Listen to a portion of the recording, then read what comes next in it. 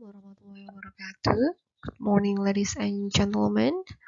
Okay, welcome to our third semester. We are going to talk about some component that usually tested in TOEFL test. Okay, after last meeting, you already listened about the explanation what is TOEFL test and why is it important. Now, in this part, I'm going to try to explain about part of speech. Okay, so what is part of speech? Part of speech, do not translate the phrase part of speech one by one. Part is bagian and speech is pidato, not like this, yeah. So part of speech here has one meaning. In bahasa Indonesia we have jenis-jenis kata, ya. Seperti kita tahu dalam bahasa Indonesia ada kata kerja, ada kata benda, kata sifat, dan lain sebagainya. Begitu juga dalam bahasa Inggris, ya. Oke, ada berapa sih part of speech di bahasa Inggris? Okay, there are 9 part of speech. Okay, I'll try to explain to you one by one. Noun kata benda. Dibedakan ada concrete noun, ada abstract noun. Concrete noun tuh yang bisa Anda sentuh, bisa Anda indera, ada akses dengan 5 panca indera Anda. Seperti building, a flag. Abstract noun dia masuk benda tapi istilahnya tidak bisa Anda indera, tidak bisa Anda sentuh, tidak bisa Anda lihat. Seperti cultures, budaya, education, ada agricultural, pertanian, penerbangan, kecantikan. Okay, you cannot touch all of them. So, like this is intangible, ya, nggak bisa teraba. Lalu ada lagi verb itu kata kerja. Kata kerja pun ada dibedakan menjadi 2 bagian, yaitu ada kata kerja action. Action Anda bisa melihat actionnya seperti lari, run, write, menulis. Ada kata kerja non-action. Anda tidak bisa melihat orang itu sedang melakukan pekerjaan itu. Like think, berpikir, Anda tidak bisa melihat orang sedang berpikir. Dan imagine, orang kalau sedang berangan-angan juga tidak terlihat. Or if you love someone, nggak bisa terlihat. Miss someone, merindukan, nggak bisa terlihat. Itu non-action verb maksudnya. Lalu ada kata sifat, adjective, beautiful, attractive, menarik, easy, mudah, termasuk lapar, hungry, itu juga masuk kata sifat, ya. Lalu ada adverb, kata keterangan.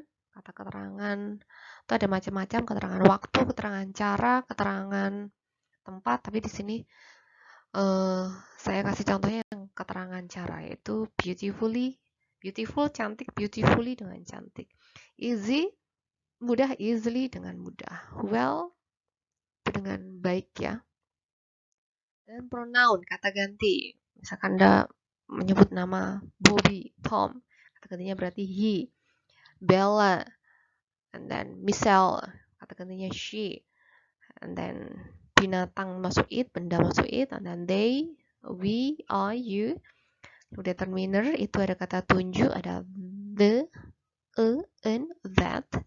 Ya, bagaimana penggunaan sama an itu artinya sama-sama sebuah, ya, seorang, sebuah, seekor. Apa yang membedakan silakan Anda googling lagi. Kalau saya menjelaskan di sini waktunya habis untuk menjelaskan hal-hal yang kecil-kecil seperti itu, ya. Itu mudah Anda lihat di Google. Lalu preposisi kata depan kalau dalam bahasa Indonesia ada on, in, at, with, dengan, itu termasuk kata depannya. Before, sebelum, after, setelah. Ada with, ada juga without. Yang jelas aturannya setelah on, in, at, with, before, after itu pasti diikuti noun. With you, without you. Conjunction itu kata penghubung. Kalau kontras itu ada but. Sejajar itu ada or sama and. Ada interjection, kata seru, ouch, wow. Tuh. Akan tetapi di sini akan saya bahas adalah bukan 9 jenis-jenis kata tadi, tapi hanya akan saya bahas 4 jenis kata atau I will only discuss 4 part of speech. What are they? They are noun, adjective, and then noun, adjective, verb, and adverb. Why? Why I only discuss those 4 part of speech? It's because only those part of speech that have derivational process, ya. Karena hanya 4 jenis-jenis kata itu tadi yang akan mengalami proses derivational.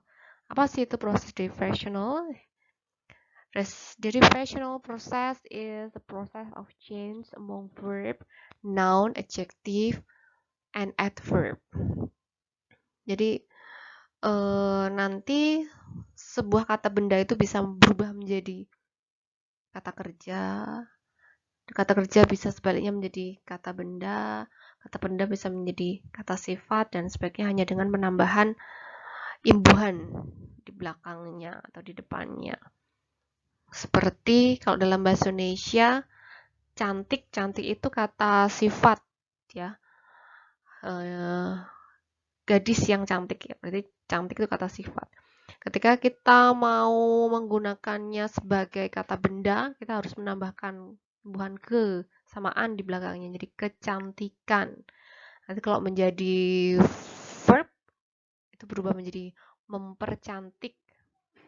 Ketika itu harus berubah menjadi, kita mau menggunakannya sebagai kata keterangan, menjadi dengan cantik, atau dalam bahasa Inggris dengan beautifully. Oke, Anda bisa lihat contohnya di sini. Fly itu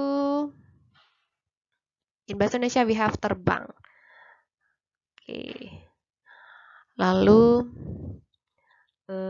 kalau dalam nounnya menjadi kata benda yang abstrak tentunya, ya, itu menjadi flight atau penerbangan.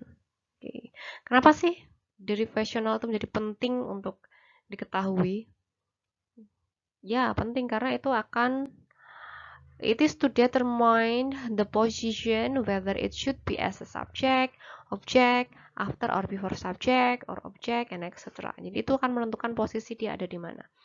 Tidak mungkin fly itu tidak mungkin fly itu artinya terbang, kata kerja, nggak mungkin dia akan menempati posisi subjek itu selalu noun. Seperti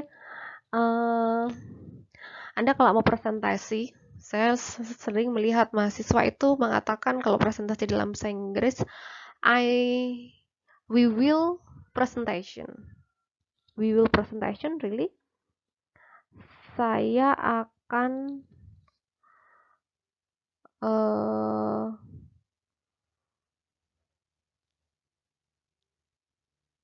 yang benar itu saya akan presentasi atau saya akan mempresentasikan.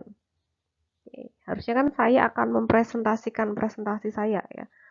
Jadi harusnya bukan we will presentation, tapi harusnya we will present our presentation about bla bla bla gitu. Jadi ketika Anda tidak tahu penggunaannya itu di mana, jenis-jenis kata tersebut, Anda akan aneh bahasa Inggrisnya. Oke, seperti ini contohnya. Lengkapi kalimat di bawah ini. My experience of my first blah blah blah is amazing. Mana yang Anda pilih? My experience of my first fly is amazing. Or my experience of my first flight is amazing. Kalau fly, Anda pilih verb. Berarti pengalaman terbang pertama saya mengagumkan, atau pengalaman pertama penerbangan saya mengagumkan. Oke. Tentu saja pengalaman penerbangan, ya, karena habis first itu First, second, itu kan kata sifat ya. Kata sifat tuh harus diikuti oleh noun. Berarti, my experience of my first flight is amazing. First sight, for example. First sight itu pandangan pertama. First meeting, pertemuan pertama. Nah, itu setelah kata first selalu diikuti oleh noun kan. Kalau antara fly dan flight itu yang noun adalah yang flight. Berarti jawabannya adalah flight gitu. Biasanya ini di latihan enggak di tes TOEFL itu dalam soal structure atau written expression bagian itu biasanya Anda disuruh mencari mana yang salah. Nah, kalau di situ nanti ada fly berarti fly itu salah, harusnya flight gitu.